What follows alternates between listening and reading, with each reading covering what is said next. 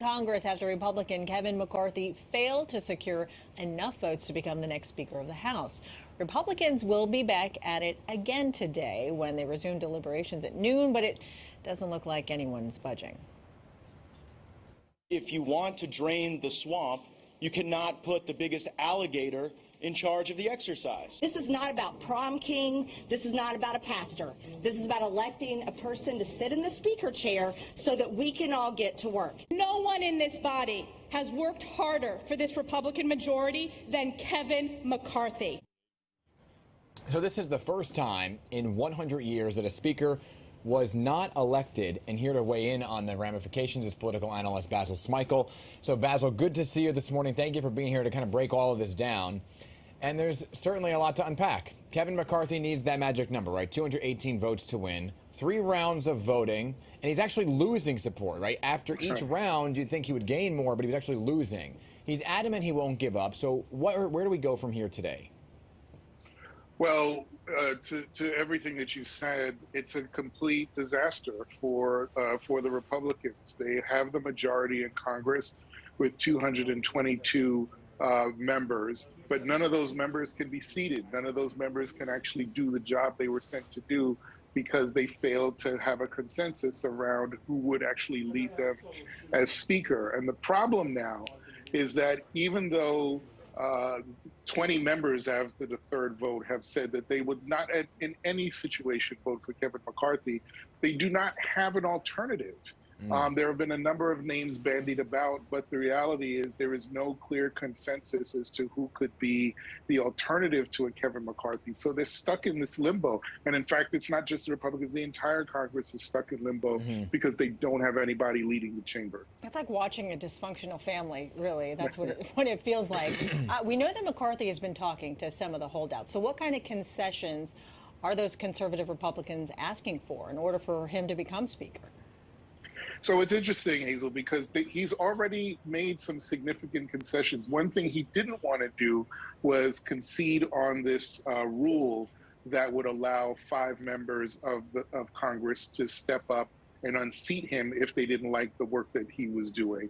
So he wanted to find a way to keep that from happening so he could keep his position. But the problem that we've seen so far is that he's made so many concessions to date to these ultra-conservative Republicans that even if he became Speaker, he'd be one of the weakest in modern history because he wouldn't have any power. He would have ceded so much power to the, quote, rank and file members of Congress. If "dude, they're just not into you" was a person, it is somebody like Kevin McCarthy.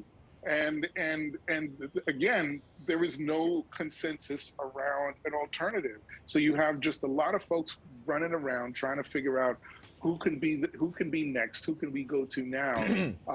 But again, because he's made so many concessions, even if he were to get this, he'd be almost powerless in the position. And just to be clear, when Nancy Pelosi was the Speaker of the House, it was 50, right? 50 votes were needed to unseat her, and he kind of dwindled it down to 5. But when you look at everything now, right, help us understand why there isn't someone else, why there isn't an alternative. Is it that nobody wants to step up yet in fear of kind of dismantling the party? What exactly is it that there's not another choice? The problem that Republicans have right now is that there are a lot of moderates, but those moderates in many ways are viewed as not representative of the grassroots of the party, that the grassroots of the party are more Trump affiliated. What's interesting here is that Trump actually endorsed McCarthy, and a lot of the McCarthy supporters want him to come out and do more. They called him Mike Kevin. To try to, that's right, and try to do more to get him to over the finish line. He's refused to do that. And that's in part why we're sort of stuck in this place. So the reality is that it's such a fractured party. The moderates don't have a lot of power with the base.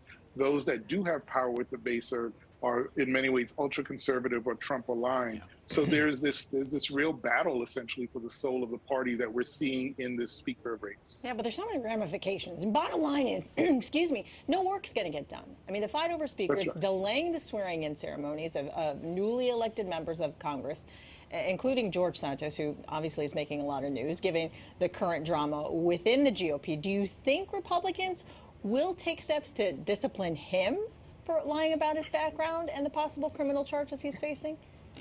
Well, they may want to take those steps, but they can't until somebody becomes speaker. But that's what's funny. It's if Kevin McCarthy needed George Santos, who catfished his entire congressional district to get into office, if Kevin McCarthy needs that guy's vote, it's a problem. And so